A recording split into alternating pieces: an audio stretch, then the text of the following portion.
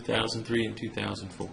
I think they are as accurate as they can be.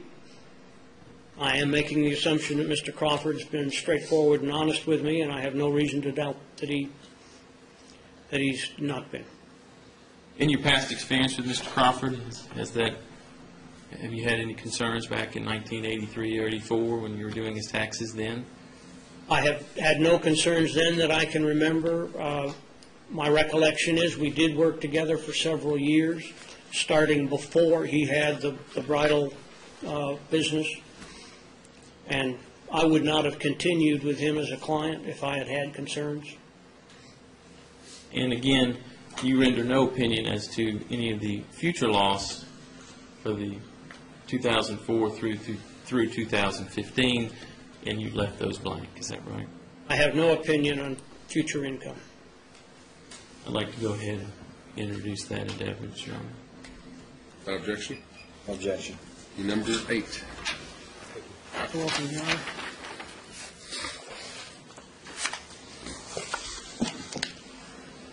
All the questions I have. Thank you.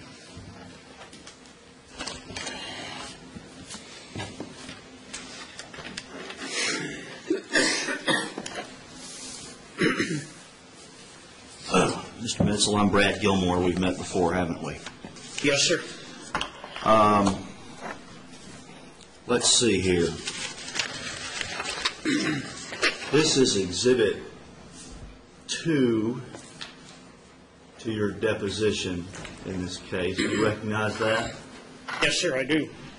And this is a spreadsheet that you created in this case, correct? This is a picture from an Excel spreadsheet. And this document is where you did what you call the normalizing process, whereby you came up with the pre-accident income figure of $148,000. Is that correct? That's correct. And so, as I understand that process,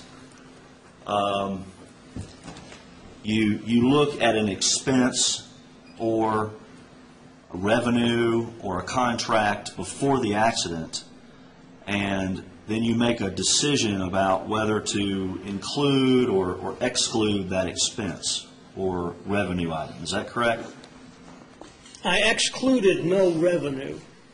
I did exclude those expenses that either I identified or Mr. Crawford identified for me as being what I would consider personal in nature.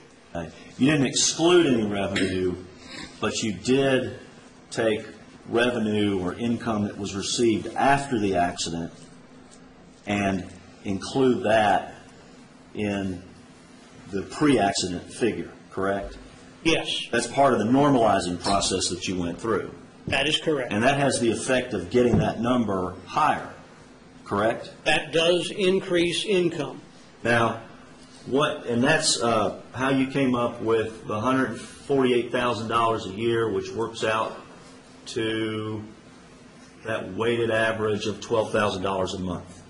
$12,850, is that what it is? Well, 344. 344, I'm sorry. Okay. Down at the very bottom here, correct? The 148, 131 is what you're saying his pre-accident income was for purposes of your analysis. I rounded that down to 148. Okay, and then you came up with the 12,344 as a monthly figure based on that 148. It was done the other way. I came up with a monthly number first because we did not have full years to deal with. At 2002, we only have 10 months. 2000, we only have 11. So I determined a monthly average and then multiplied that by 12 to get the 148, 131. Okay. And that number is far higher than would be the case if we looked at his tax returns. Is that That's correct? The tax return shows considerably lower taxable income. Okay. Let's look at his tax returns for a moment. And first of all, back to this Exhibit 2, some of the tax information is summarized here in the middle of the page. Is that correct? Starting with the first line of numbers, that's the actual revenue reported on the tax returns. Now, are you in the middle or at the top? I'm at the very first line of numbers, underneath the headings that show you which year and how many months. Okay, so you're up here by revenue. Correct. Correct. That's the first line. Okay, and then down here in the middle, there's an item that says income before taxes per form 1120S. What does that represent? 1120S is the form number for an S corporation's tax return, just like a 1040 is what we have for our tax returns. And that is the income that was reported on the tax returns. And is that net income after expenses? That is net income after expenses, and all those other numbers between revenue and the income before taxes are the actual expenses by category that were reported on the tax return.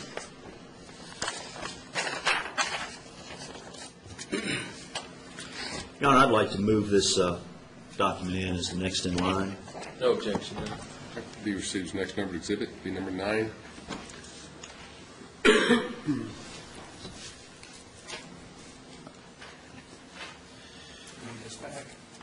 Not right now. Now, Mr. Menzel, we've talked about the Form 1120S, and I'm going to put up here what I will represent to you, has been represented to me, is the 1120S for TRS Inc. for the year 2000. Do you see that? I do. Okay.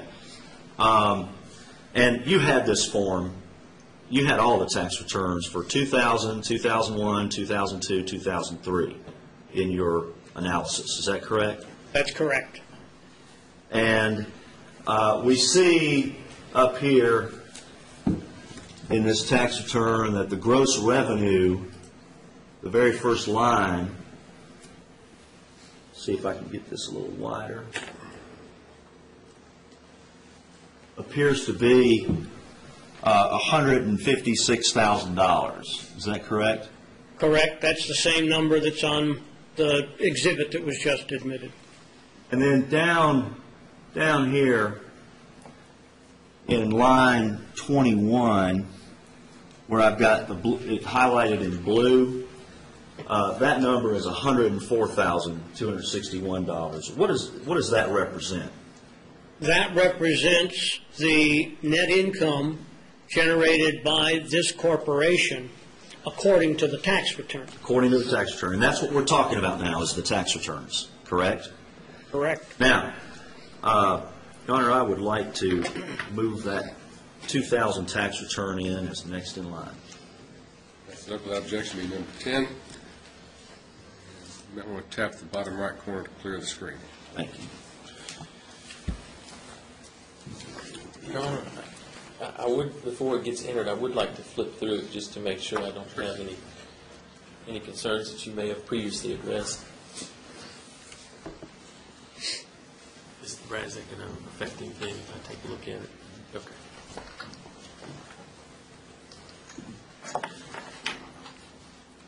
Your Honor, do I need to wait, or should I go on? Do you have further questions on that document? No, I Okay, just... proceed. Now, Mr. Menzel, Mr. Crawford Mr. Crawford was the sole shareholder of TRS, is that correct? Yes, He was the president and the sole shareholder. that's correct. And a shareholder means an owner, is that correct? Stockholder. Okay. Meaning he owned all the stock of the company. That's correct. All right. And as a shareholder, whenever he would get a distribution of money from the company for him personally, then he would report that on what's called a Form K-1. Is that correct? That's correct. And let's take a look at his 2000 Form K-1, and that's this first line here, line 1, 104,000. 261, that's the same number we saw on the TRS corporate return as the net income of the company. Is that That correct? is the same number. And then flipping over to the next page of the K-1, in line 20, that's for property distributions. See if I can get that a little bigger. Property distributions, including cash, other than dividend distributions, and that's $61,956 for the year 2000. Is that correct? That's what it's showing, yes. Okay.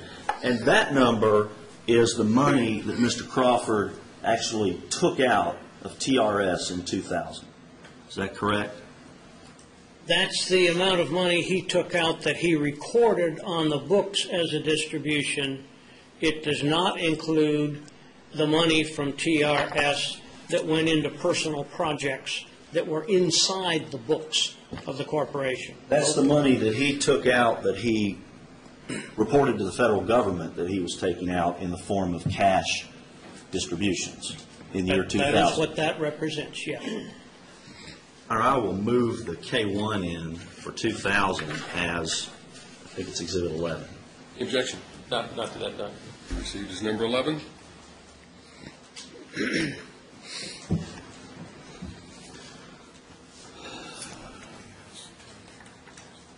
I have no objections to the previous exhibit, Chairman. And I want to go through the same exercise as quickly as we can for the years 2000 and 2001, because those are the years you looked at to arrive at your $148,000 figure, correct? Well, it includes 2002. We just did 2001. Excuse me, 2000. 2001, 2002 are the next 2 years. Right, thank you. In 2001, the company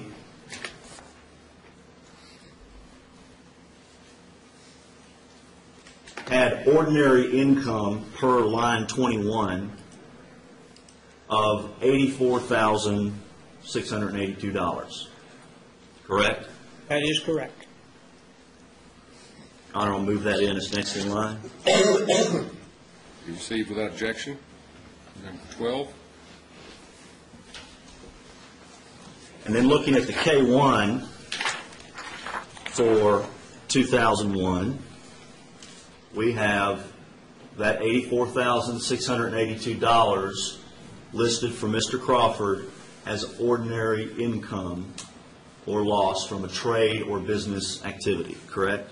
That is correct. And then if we flip over to the property or cash distributions on page 2 of the K-1, line 20, then he said that was $68,320, correct? That is what's showing on that excuse me, that form. All right. Move that in as next in line, Your Honor. Without objection. Number 13.